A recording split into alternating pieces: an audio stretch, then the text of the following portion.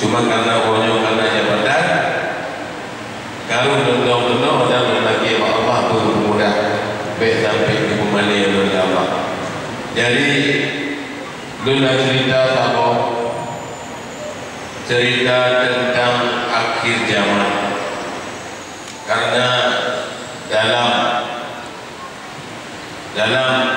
wadah ditanya pun dan disampaikan oleh guru yang bahwa kiamat tengok wadah guru harap Allah Ta'ala necok Ka'bah Baitullah Munam Ka'bah lepai ila Allah kedehu aras wadah nangro dunia yang hancur oleh Allah Ka'bah yang selamat ya Allah lepai kedehu aras.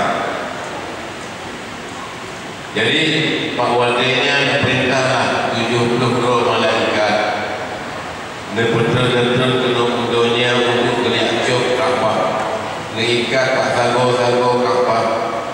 Kemudian 70 malaikatnya tarik pergi ke dehu waras. Kemudian wadahnya dipegang oleh malaikat, wahai Ka'bah, wahai berkat Ka'bah Baitullah, katanya Allah perintah dibuat ke dehu aras karena nangro kena lukuk Allah kena pacu karena kiamat kata get tak apa ada hingga di malaikat tarik ternyata hari tarik. Kemudian katanya oleh malaikat pakon hari tarik pakon hari kata Ailun menyokong kohlam urung-urung bonyo yang ada tajalun yang tinggal tajalun yang pernah tinggal bonyo yang tajalun tino hana gua tajalun sehingga malaikat yang bunuh ini dia lapor Allah, ya Allah Ka'bah ini ya Allah dipegang Ka'bah bonyo hana boleh urung-urung yang meninggal karena suci dia hanya ya Allah. Dekul ya Allah yang kemudian cipuai orang burung yang meninggal di tanah ini. Bahwa dia turunlah malaikat kepada apa yang bahwa ada yang kata lagi akan diterima oleh Allah bina burung-burung yang meninggal di tanah suci mandul ikut serta dengan Ka'bah. Wadai dikari oleh malaikat hai dari sana bergerak.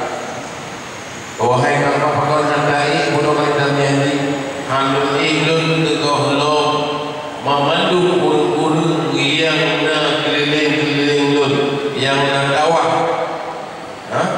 nyo memandu ikut serta berdoa malaikat merupakan Allah berkalamlah dengan Allah yang bahawa Ka'bah ada di mana tegohlo memandu urung-urung yang pernah mengelilinginya untuk juga ikut serta sehingga Allah kaji ikut serta menurutnya bahwa dia baru malaikat kuno sehingga sedang memandu mengikuti Ka'bah dia dengan urung-urung yang meninggal diri sedang memandu di mana kemudian sedang memandu urung-urung yang meninggal kon yang meninggal di Arab, yang meninggal di empat mandonan lain yang pernah tawaf dia memandu ikut serta di mana sehingga para umur yang meninggal yang bunuh tidak merasakan hancur leburnya dunia ketika kiamat.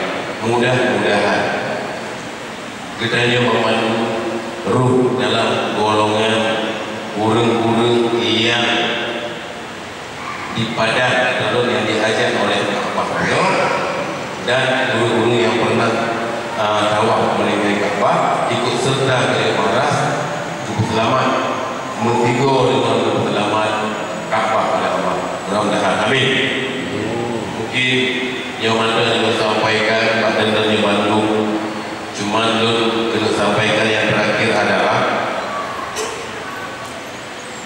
Dondonnya akan berangkat dan dondonnya akan sampai insyaAllah ke danau suci, danau yang penuh berkah, danau yang penuh kemuliaan. Kemudian di sini tempat-tempat mustajabah doa. Bahawa yang berbahagianya lu mewakili daripada penduduk 50,000 masyarakat Aceh Besar memohon patron untuk melaki ke Aceh Besar dan berdoa ke Aceh Besar. Mudah-mudahan Aceh Besarnya pula bisa menjadi sejahtera, adil, makmur dan tetap bersyariah dan tetap menjadi bingkai Ahlussunnah wal Jamaah. Dan insyaallah kita buka perubahan demi kemajuan budaya bersama. Amin ya rabbal alamin. Mohon sampaikan ada nama wa yakum ajmain. Assalamualaikum warahmatullahi wabarakatuh.